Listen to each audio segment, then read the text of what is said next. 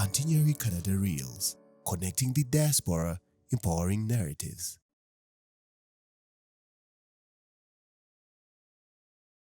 So today with us we have Annie. Annie has been here in Canada for some time, and she has an immigration story that she wants to share with us. When did you come to Canada?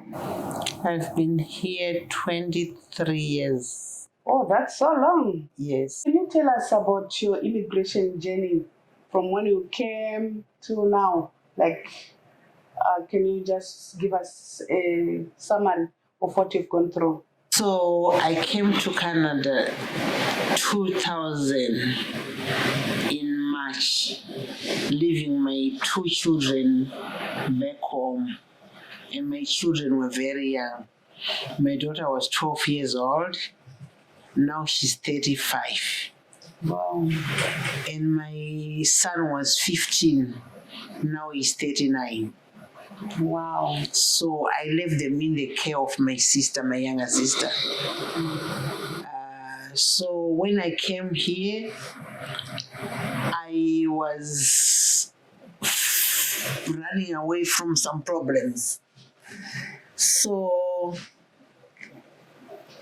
when I came here, I didn't know that you have to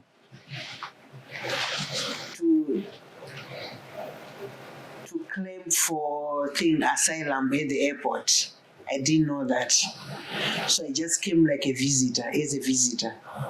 And I went to my sister's place, and I stayed my 6 months that I was given. When the 6 months was about to finish, that's when I started applying, because I couldn't go back because I was scared. So I applied for refugee, and I was given some time, it was like 1 year to go for a hearing. So when my time for hearing came, I went for hearing, and I was denied because they said my story was not true because of the dates. And they wanted the dates, they wanted my son to go and get a police report and some dates, but my son was very young. My son was only 15 years old. So when I was denied, I couldn't go back home. That time, Canada was not deporting anybody. So I stayed, I think about maybe 3 years without doing anything. Then after 3 years, I applied for humanitarian and compassionate grounds. So when I applied for humanitarian and compassionate grounds, I was denied again. Wow. Then that time I was dating my late husband. So my late husband said he's going to sponsor me because we're really in love. That's so exciting. Yes. So we started the sponsorship process. We went to one lawyer. So you were already married at that point? No. Okay. We got married in the church 2004, and then after we got married, we moved in together. We started living as husband and wife, and then after a year, he started sponsoring me. So through the process, I was just scared that maybe they might deny me again for the 3rd time. So that was not the case. called for a hearing. And then we went for a hearing. I can't remember the dates. Then That was after the sponsorship. yes. So when we went for the hearing, no, I didn't go for hearing. I was just called for permanent residence.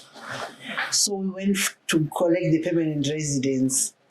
When we reached there, the immigration officer asked my husband his passport, and he asked for my passport. So when he finished with my husband's passport, he took mine. He wanted to stamp that I'm a permanent resident. But he said, wait a minute, do you have children? I said, yes. He said, did you put them on the application? And I said, yes. He said, let me check. So she checked the children were not on the application. He said, okay, in that case, I'm not going to give you your permanent residence. I'm going to send you back home. Then we'll call you or write you a letter to come back and get your permanent residence. So we went back home. So while we were at home, my husband, he was diabetic. So his sugars were sometimes getting low, very low. So one evening, I came from work and he had prepared dinner for me. And he said, what you need, you just need to take a shower, eat your dinner, and go and rest. I'm going to wash the dishes. But after I finish washing the dishes, don't mind me, I'm going to work on the computer. So I went to sleep. And I realized that he didn't come to the bedroom. He slept on the other bed in the computer room. I didn't know that it was a farewell. So in the morning, I woke up and I didn't see him on my side. I said, he must be sleeping in the computer room. So I went and checked and he was sleeping. So I prepared myself to go to work. When I was at work on my break time, I called home to say good morning to him, but there was no answer. Lunchtime, the same thing, there was no answer. The last break, the same thing, there was no answer. And then I went to the doctor after work, and then after that I went home. When I reached home, I opened the door. It was around 6 p.m. and the house was very dark. There was no lights. And I went straight to the computer room because that's where I left him in the morning. He was not there. He had gone in the main bedroom and he was sleeping on the bed. He was laying like he was sleeping. So I thought he was breathing. I started calling his name, shouting his name. There was no answer. Then I feel his forehead to feel the temperature. He was cold. He had passed on. So I ran downstairs to my neighbor, and my neighbor came and we called the ambulance. And the ambulance said he had passed away around 10 a.m. So we prepared for his burial, and he was buried like after a month.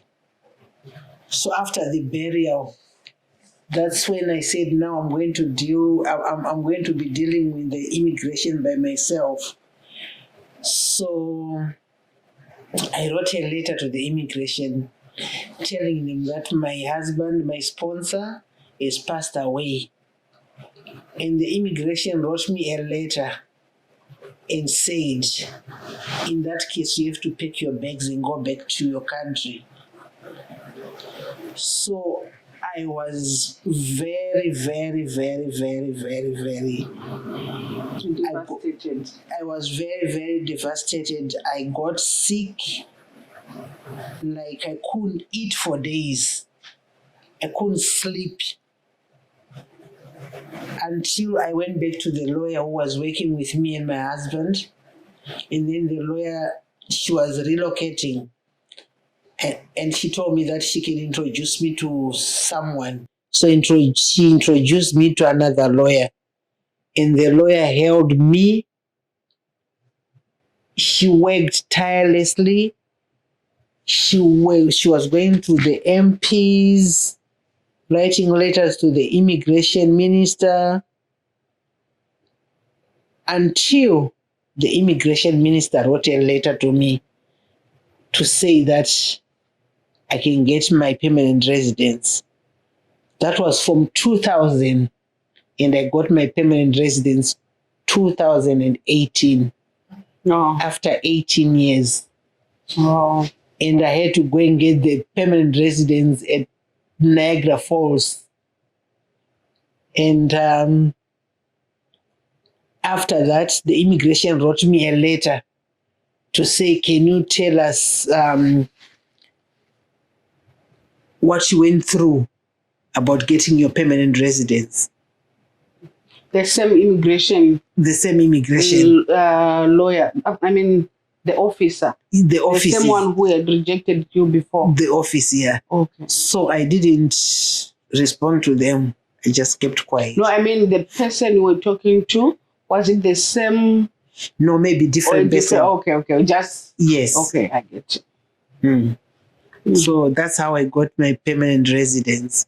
And then after a year, I got my citizenship. Wow, that's interesting. It was such a long journey for you. Yes. And it wasn't easy. It was tough. It was very tough, yes. I'm very sorry to. But you know what? By the end of they say by the end of the tunnel, there's always a light, right? So I see a light. And I can see you smiling again. Yes. Yeah, may your husband so rest in peace. Thank you. And there's no words which we can say that to comfort you, but we know that, he started that and God ended it for you. So now you have your papers. So have you gone back home? Not yet. I haven't seen my children in 23 years, but I'm planning to go back. Oh. Yes, because I have to go and see my children. I have to go and see my mom, my sisters, my brothers. Yeah, you really have to. Yes, I miss them. I understand. But you know what? Thank God there's now WhatsApp. There's now, video calls. Yes, video calls. Yeah. Yeah, it must have been such a hard. Like today, God blessed me so much today. Mm-hmm. I was paying for my phone bill. I was paying like $60. Mm-hmm. That was like $67 per month. Mm-hmm. So I just called the provider, my phone provider. Yes. To ask them, because I usually pay through the phone. Mm-hmm. They have my debit information. Mm-hmm. So the lady that I was talking to, she said, let me put you through to my manager. Mm-hmm. So the manager was very nice, a lady. Mm-hmm. She said, you know what? You have been our customer for a long time. Mm-hmm. Then I told her that, who put me on that, on your plan. Yes. She said, who? I said, my late husband. She said, oh, I'm sorry. And then she said, you know what?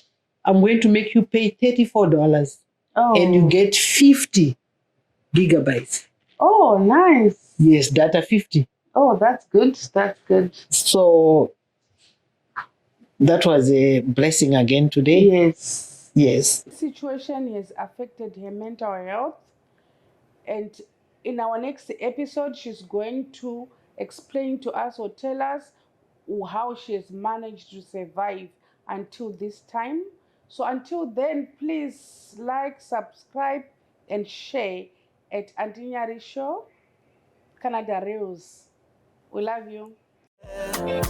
Ain't no mountain too high, ain't no river too deep. I know we can overcome it if we can discuss it. Canada diaspora we link up, through our ups and downs we speak up. Calling you and you from all over the world. We are sit down and chat on Auntie Nyari chat show, yeah. Auntie Nyari Show, don't be left out. On Auntie Nyari Show, entertainment. On Auntie Nyari Show, your achievement.